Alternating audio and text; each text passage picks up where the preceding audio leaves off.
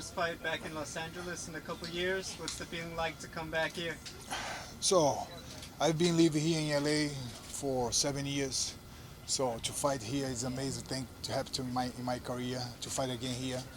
That time when I fought here, I just was moved to LA in 2012 against Ryan Bader, and now I'm. The feeling is the best, man. So I feel so happy to have this fight, and Los Angeles is my home. Lyoto, what was attractive to you about this fight? Because you were kind of in the driver's seat. You could have gone to light heavyweight, maybe fight for that title, possibly even fight for the middleweight title. Why was Mousasi the guy that you wanted? To be honest, so I was pretty open to fighting any class, 205 or 185, but Bellator offered me to fight against Mousasi in June, right after my fight, right after his fight against Lovato. I had this opportunity, and in order to be very active, so I believe that I cannot refuse fights, because if I didn't accept this fight, I only maybe would have a chance to fight for the belt against Lovato in November or December, or fight with against Ryan Bader maybe at the end of the year or next year. So I like to have more than one or two fight, at least 2 or 3 fights a year. That's my plan. If you win, you want a title fight in either division, right? Yes, Yeah. when I win this fight on Saturday, so I'm gonna have my title shot, definitely. Any preference as to what division? So in terms of cutting weight, so it's very hard to cut to 185. It's not easy, because you have to do a very good diet, and also there is a process that you have to go through. So that's pretty much difficult. But I'll be pretty open. Whichever comes first, I'll be ready. Bellator's talking about possibly doing a show in Japan in December. You obviously are half Japanese. Would you be interested in fighting there? Of course, very interested fighting in Japan, because Japan is. I used to live in Japan for a year when I used to work for Antonio Inoki. And if I have a chance to come back and fight in Japan, that's gonna be an amazing opportunity. Do you still keep in touch with Inoki? You talk to him still? Oh yeah, with his brother, because Okay. I get along with his brother more than Inoki. Inoki's a busy guy. It's very Yeah. hard to get a hold of him, but Right. probably in October I may go to Japan, then for vacation, and then I'll meet Inoki. Has Inoki ever slapped you or chopped you? Because you know that's one of his things that he does. Yeah, he did me. Yes. He did on me in my second fight, in my first fight in Japan. So he did 3 slaps. 3 slaps? Not even one, 3. After Because or before? there is a legend that they say that when Inoki slaps you in the face, you have a success in your life. I said, no, can keep slapping me. Lyoto, what do you remember most about the first fight with Mousasi in terms of what he was able to bring? So it was in 2014. So it was in Brazil. I knew pretty much Mousasi, because back then I watched a lot his fights in Japan, in UFC as well. So I knew that what he probably could bring, for that fight. And now it's another opportunity, it's another moment, it's another time. So, but we are the same fighters, so we cannot change everything. Of course, we evolved in some aspects of the fights, maybe on the ground, maybe on stand up. It doesn't matter a lot, but you usually you tend to maintain your accents, your essence.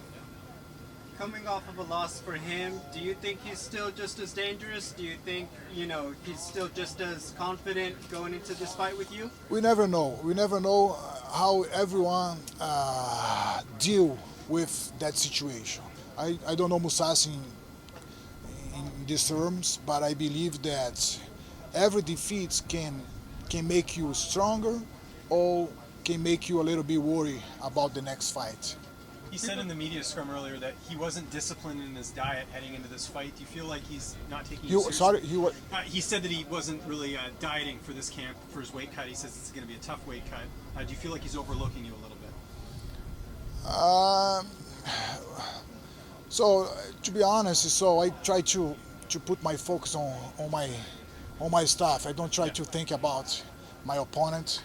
The only day that I want to see his stuff is in the day of the fight. You know, that the day that I have to face my opponent, face on my opponent. Is there any animosity between you two, just with some of the comments he made after the first fight and saying that you were greasy? No, nor from me. Okay. No, I'm very professional fighter. I don't take anything personal. So if he takes, it's not my problem. So I prefer to be away from this stuff because I can control more the situation of the fight. I can control more the fight itself. Where do you think he's improved since the first fight in 2014? I have seen his fight lately, and he pretty much improved a lot his ground game. Even though he had a tough fight against Lyoto, but he improved a little bit his ground game. But as I said before, you can never change everything. So you can keep something from the past. There was talk about, is he the best middleweight in the world because of his win streak before he lost to Lyoto? Obviously, there's a debate with Robert Whitaker or Adesanya. For you, do you think that he was the best middleweight of the last couple of years? Yeah, Mousasi. Yes, one of the best for sure, definitely. Because Mousasi, when he was in the UFC, he was in the top position all the time, and he faced a very legend fighters throughout his career. So he deserved this title for sure, to be considered one of the best middleweights in the world.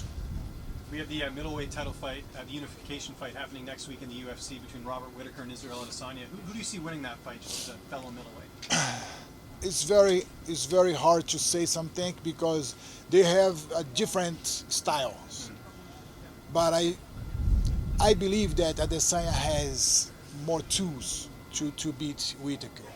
I cannot say that's going to be an easy fight, but probably Adesanya has more tools.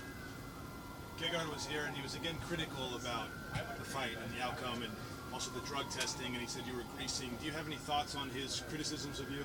No whatsoever. So I don't want to mention anything about that. So I just want to keep my focus, as I said before, and see him the day of the fight. Doesn't motivate you anymore? Doesn't change how you view him as an opponent? No, because I don't like to put any emotions in my training camp, any emotion in my mind. I gotta be away from that stuff. Because when you put some different stuff like that, some different when you're in an emotional state, really hype sometimes, it can bother you during the fights, before the fights. And we all know that our mind is everything. If you have your mind very calm, very ready for your next step, everything tends to be good. Is this something your father taught you? Like, where did you come up? Where did you start learning to fight without emotion? Like, was this always throughout your whole career? Since when I was a child, my father always teach me.